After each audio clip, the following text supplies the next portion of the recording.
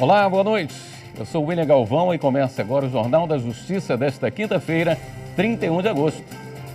Plenário do STF avança no julgamento do marco temporal para a demarcação de terras indígenas. Até o momento, 4 ministros votaram contra a tese que prevê que os povos originários só podem reivindicar as terras ocupadas antes da promulgação da Constituição. Esse é um dos destaques de hoje. E você acompanha também nesta edição. Supremo invalida a alteração de regras da Defensoria Pública do Paraná, elaborada pelo Executivo. Tribunal Superior Eleitoral identifica fraude à cota de gênero em municípios do Rio Grande do Norte, Maranhão e Pará. E ainda, Supremo Tribunal Federal vai promover seminários sobre combate à desinformação e defesa da democracia.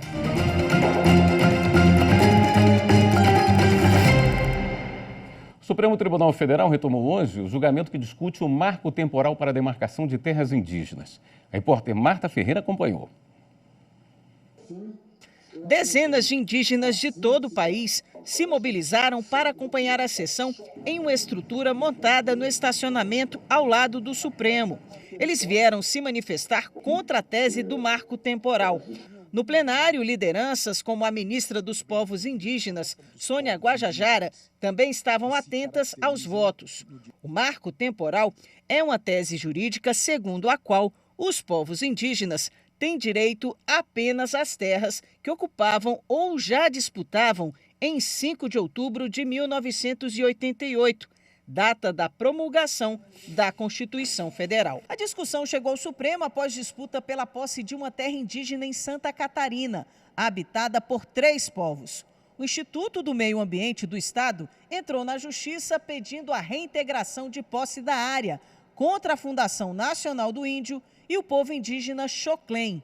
O Tribunal Regional Federal da 4ª Região, em 2013, aplicou o critério do marco temporal, concedendo ao Instituto do Meio Ambiente catarinense a posse da área.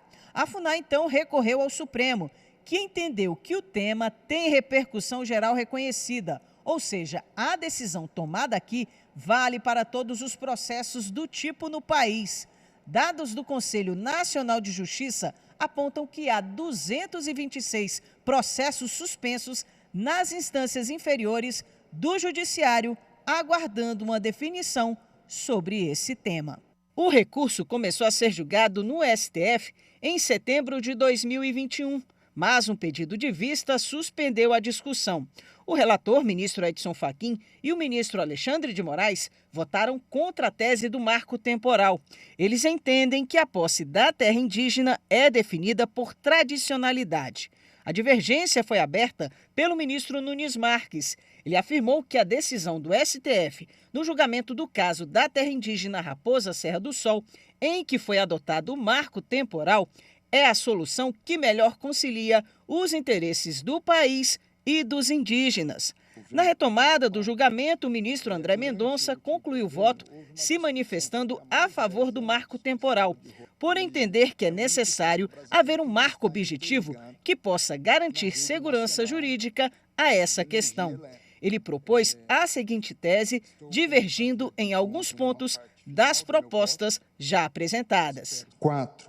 Ainda que não verificada a observância ao marco temporal, é assegurada a proteção constitucional aos direitos originários sobre as terras que tradicionalmente ocupam, quando verificado o renitente esbulho, configurado como conflito físico ou controvérsia judicial persistente à data da promulgação. 5. Inexistindo a presença do marco temporal da Constituição de 88 ou de renitente esbulho, como conflito físico ou controvérsia judicial persistente à data da promulgação da Constituição, podem ser utilizados os demais instrumentos previstos na legislação de regência para a solução da questão, dentre os quais a instituição de reserva indígena mediante prévio procedimento expropriatório, desde que haja consentimento livre, prévio e informado das comunidades indígenas envolvidas. O ministro Cristiano Zanin acompanhou o voto do relator na parte em que reconhece o direito à indenização das benfeitorias decorrentes das ocupações de terras indígenas feitas de boa-fé. Ele ainda defendeu que é preciso indenizar o valor da terra nua em casos decorrentes de titulação indevida concedida pelo ente público ao particular de boa-fé. No voto, Zanin afirmou que a responsabilidade civil não se restringe à União, alcançando os demais estados e municípios que tenham causado danos decorrentes de titulação indevida.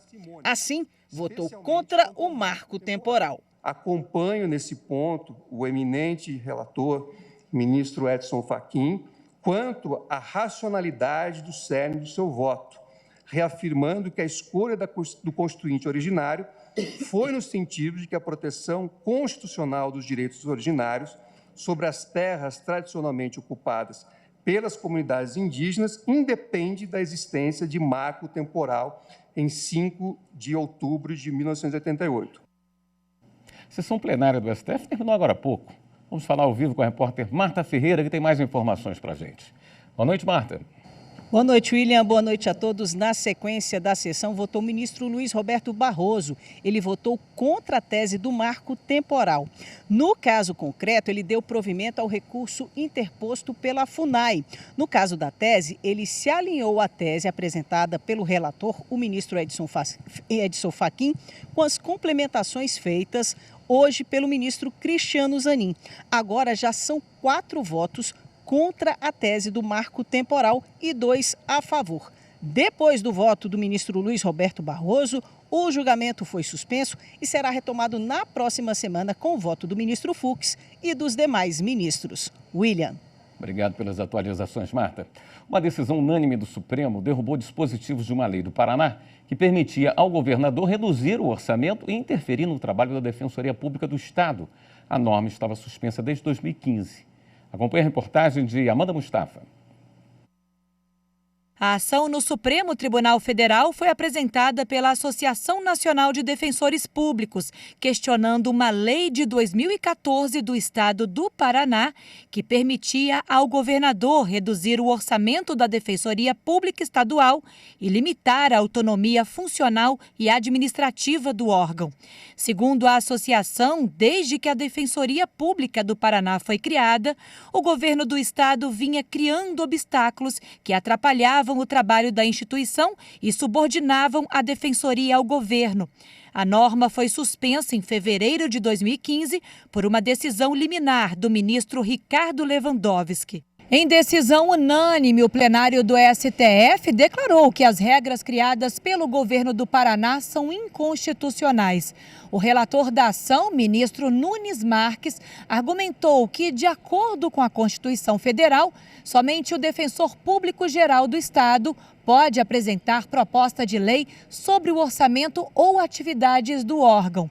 Entre os dispositivos invalidados pelo Supremo estão os que tratam do modo de nomeação do defensor público-geral e os que disciplinam a contratação e remuneração de defensores públicos e servidores.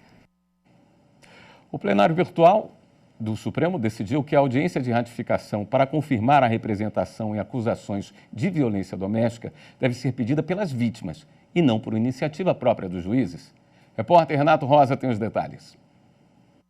A Associação Nacional dos Membros do Ministério Público, CONAMP, pediu que o STF garantisse a continuidade das ações penais nos casos em que a vítima de violência doméstica não comparecesse à audiência de retratação. Segundo o CONAMP, o não comparecimento vem sendo interpretado como renúncia e arquivamento do processo, com a não punição do agressor. Para a associação, esse entendimento viola o princípio da dignidade da pessoa humana e do devido processo legal, além de retirar do Ministério Público a titularidade exclusiva para promover ação penal pública. O relator, ministro Edson Fachin, sustentou que a função da audiência perante o juiz não é meramente avaliar a presença de um requisito procedimental, mas permitir que a vítima assistida necessariamente por equipe multidisciplinar possa livremente expressar sua vontade. O relator destacou ainda que não cabe ao juiz delegar a realização da audiência para outro profissional, nem cabe o juiz designar de ofício a audiência.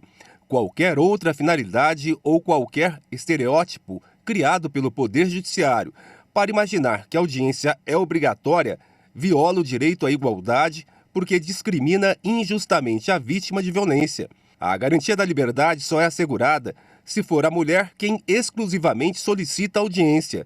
Determinar o comparecimento é, portanto, violar a intenção da vítima. É, em síntese, discriminá-la. O Supremo, por unanimidade, julgou parcialmente procedente a ação para reconhecer a inconstitucionalidade da designação de ofício da audiência, assim como eventual não comparecimento da vítima de violência doméstica implique retratação tácita ou renúncia tácita ao direito de representação. O Supremo Tribunal Federal vai promover o seminário Combate à Desinformação e Defesa da Democracia. Será nos dias 14 e 15 de setembro, com transmissão ao vivo pelo YouTube.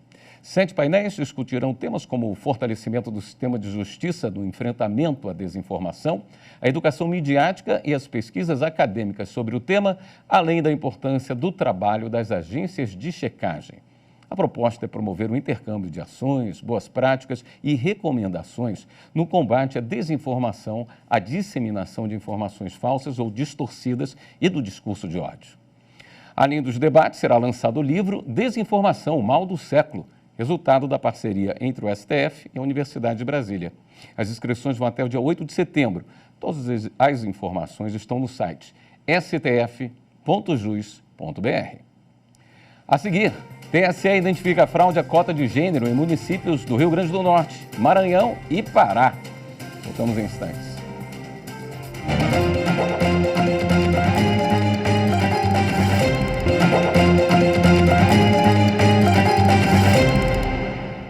Hoje teve sessão plenária no Tribunal Superior Eleitoral.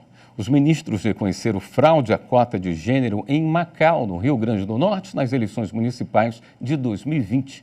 O relator ministro Benedito Gonçalves entendeu que o Partido Republicano lançou 2 candidaturas femininas fictícias ao cargo de vereadora para atingir a cota. Ele foi seguido por unanimidade. Que tange a Maria Cecília, os fatos alegados, acidente que machucou a perna e ainda falecimento da irmã, são anteriores ao próprio início da campanha. Quanto Roane Roberta, não se demonstrou em que medida a obtenção de emprego teria impossibilitado conciliar o horário de trabalho com sua campanha. O TSE também entendeu que houve fraude à cota de gênero nas eleições de 2020 em outras 2 cidades. Em Governador Nunes Freire, no Maranhão, a condenação foi contra o PSDB. Já em Afuá, no Pará, contra o PSD pelas candidaturas fictícias de mulheres. Em todos os casos, é decretada a nulidade dos votos para os candidatos a vereador nas eleições de 2020, com os recálculos dos quocientes eleitoral e partidário. O Superior Tribunal de Justiça entendeu que tema de repercussão geral do STF não se aplica a acordo de partilha de bens celebrado antes da tese. Quem explica essa decisão é o repórter Paulo Mondego.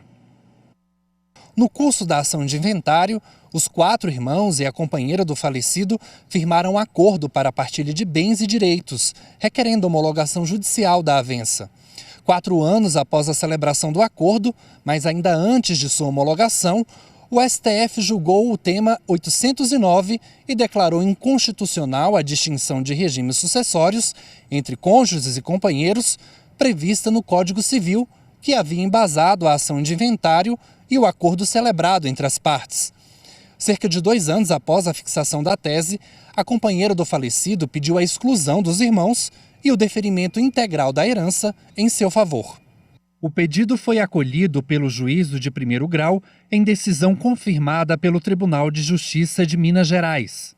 A 3ª turma do STJ, por unanimidade, deu provimento ao recurso especial e determinou ao juízo de primeiro grau que examine o acordo firmado entre as partes com vistas a homologá-lo. Com base nos termos do voto da relatora, ministra Nancy Andrighi, a turma concluiu que a modulação de efeitos adotada pelo Supremo Tribunal Federal no julgamento do tema 809 da repercussão geral, que trata da distinção de regimes sucessórios entre cônjuges e companheiros, não se aplica a hipótese de acordo firmado pelas partes anteriormente à tese, ainda pendente de sentença homologatória.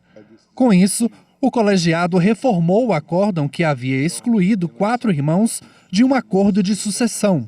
A ministra Nancy Andrighi também observou que, ao declarar a inconstitucionalidade do artigo 1790 do Código Civil, o STF modulou temporalmente a aplicação da tese, limitando sua aplicação aos processos em que ainda não tivesse havido o trânsito em julgado da sentença de partilha, de modo a tutelar a confiança e a conferir previsibilidade às relações finalizadas sob as regras antigas.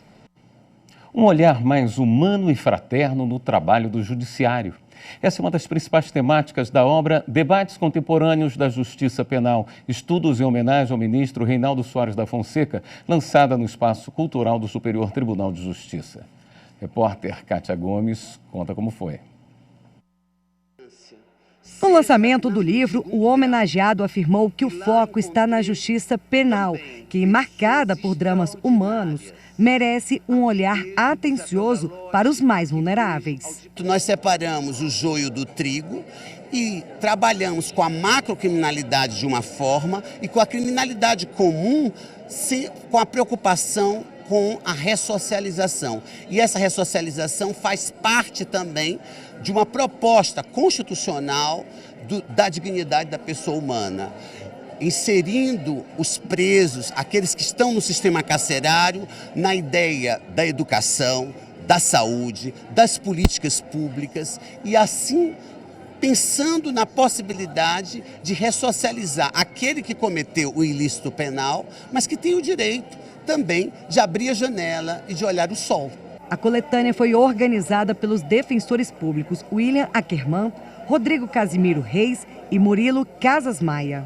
Uma obra em homenagem ao grande magistrado, ministro do Superior Tribunal de Justiça, Reinaldo, que é um dos grandes artífices dessa constante e necessária reconstrução do sistema de justiça criminal. Trazemos temas atuais, contemporâneos, como o acordo de não persecução penal, a questão em torno da clemência no tribunal do júri, a questão em torno da pronúncia também, o descabimento do suposto princípio do indubio pro societate. São temas que são tratados nas turmas criminais do STJ. O livro contém 21 artigos escritos por magistrados, defensores públicos, advogados e assessores do STJ e do Supremo Tribunal Federal. A Paula Kageyama, assessora do gabinete do ministro Joel Ilan Paciornik, contribuiu com um artigo. Eu falo sobre a falibilidade da prova testemunhal, que é um tema que eu estudei no mestrado, que a prova testemunhal é uma das mais utilizadas no processo penal, porque é mais fácil, mais rápida de ser produzida, só que o problema é que ela é valorada quase como valor absoluto, sendo que ela depende da memória humana, do esquecimento, tem o fator do preenchimento de lacunas da memória, falsas memórias, então todos esses fatores tornam a prova uma prova pode ser dúbia, por exemplo, né? A obra conta com a apresentação da ministra Nancy Andrighi e prefácio do ministro Rogério Schietti Cruz. Uma obra que exalta com toda a justiça a carreira vitoriosa, do ministro Reinaldo Soares da Fonseca, toda a evolução desse grande homem, um grande humanista, até chegar a esta corte, enfim, emprestando o seu saber, a sua cultura, a sua sensibilidade nos julgamentos de que é protagonista. Então é um prazer muito grande fazer parte dessa história, de alguma forma, ainda que mínima. O pós-fácil foi escrito pela ministra aposentada do STJ, Eliana Calmon. É um livro cheio de boas ideias e de ideias de juristas novos, pessoas que são, além de tudo, não são só acadêmicos, são profissionais da área jurídica, como membros do Ministério Público, da Defensoria e da Magistratura. Diversas autoridades, ministros do STJ e do Supremo Tribunal Federal estiveram presentes no lançamento da obra. O ministro do STF, Edson Fachin, elogiou o trabalho dos organizadores. Essa obra presta uma justa homenagem, além de tratar de temas relevantes que também buscam superar o conceito tradicional de conflituosidade de uma justiça apenas controversial. Meios e modos diversos dos conflitos judiciais para solucionar as disputas judiciais são extremamente importantes. A seguir, Corregedoria Geral da Justiça de Alagoas promove mais uma etapa da campanha Registro para Todos. A gente mostra já já.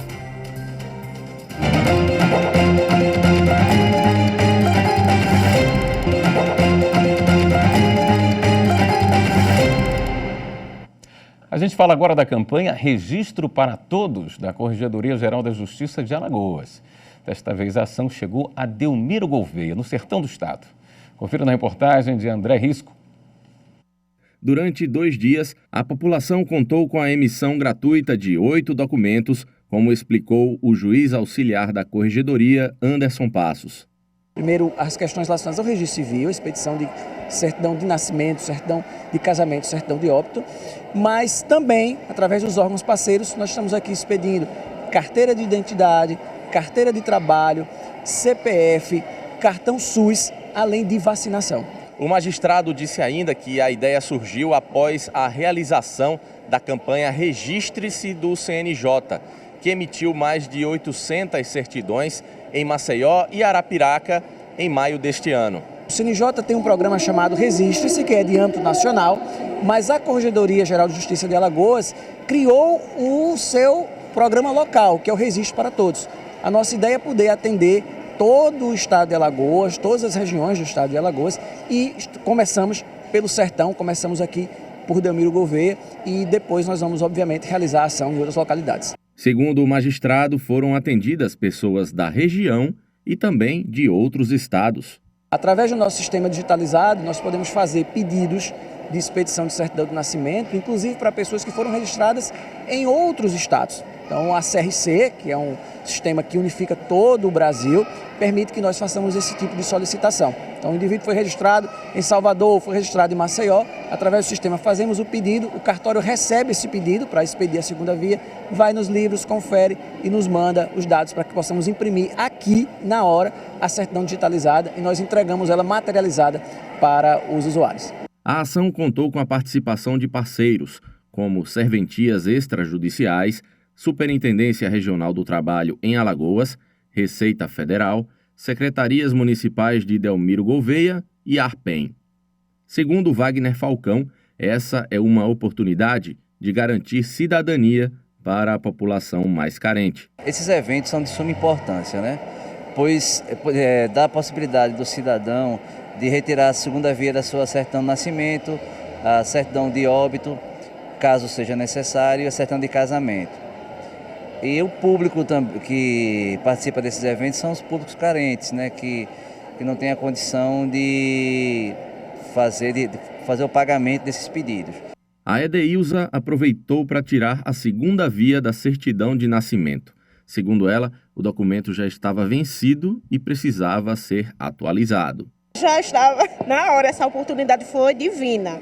Porque nem toda vez a gente tem, né, dinheiro para estar pagando, né? Que o custo, se eu não me engano, é R$40, mas para quem não trabalha como eu, né, tem que esperar uma oportunidade dessa para poder se manter em dia com sua documentação. A Adriana morava em São Paulo e há 20 anos estava sem registro de nascimento. Durante todo esse tempo, ela só se virou com a identidade. Hoje, ela aproveitou o serviço gratuito e tirou não só a certidão de nascimento dela, mas também as dos 4 filhos. Era difícil, viu? Para tudo. Para tirar... Assim, a pessoa precisava tirar um cartão de crédito, uma coisa, aí não tinha o documento, era muito difícil. E agora? Agora vai ficar tudo fácil, que eu consegui, graças a Deus. O Supremo Tribunal Federal fez uma homenagem ao jornalista Luiz Orlando Carneiro. Uma pintura doada pela família foi colocada no comitê de imprensa onde Orlando trabalhou por quase 3 décadas. Viviane Novaes. A pintura retrata 3 músicos. Luiz Orlando Carneiro era um fã do jazz. Eu fico muito feliz que ainda na minha gestão tenha podido fazer essa posição de quadro. E um quadro lindo, e com jazz. O quadro foi um presente dos filhos ao STF. 2 deles, Tereza e Lúcia, e o neto Luiz Felipe, participaram do momento em que o quadro foi colocado no comitê de imprensa. Orlando Carneiro passou quase 3 décadas fazendo a cobertura jornalística da corte. Ele morreu em janeiro deste ano, aos 84 anos. Além de jornalista, foi poeta, advogado, escritor. Publicou vários livros sobre música e retratou a paixão por essa arte em muitos quadros. A pintura doada passou a fazer parte do patrimônio do Supremo. Esta edição do Jornal da Justiça fica por aqui. Uma excelente noite para você. Até amanhã.